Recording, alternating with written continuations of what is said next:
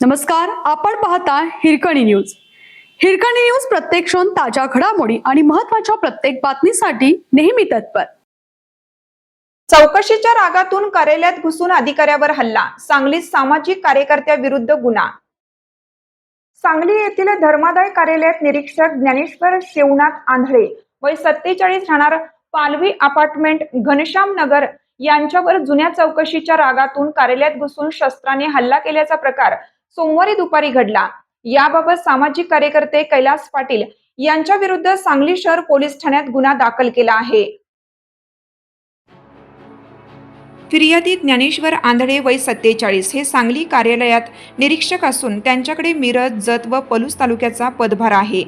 सोमवारी ते नेहमीप्रमाणे काम करत असताना दुपारी 4च्या सुमारास संशयित कैलास पाटील तिथे आले. त्यांनी आंधळे यांना तू खरसुंडी देवस्थानच्या चौकशीत पैसे खाल्ले आहेस असा आरोप केला.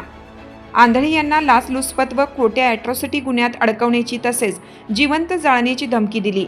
कार्यालयातील इतर कर्मचारी मध्यस्थी करत असतानाच पाटील यांनी टेबलावरील संगणकाची वायर ओढून कागदपत्रे अंगावर फेकत आंधळे यांच्या डाव्या हाताच्या कोपरावर धारदार शस्त्राने वार केला.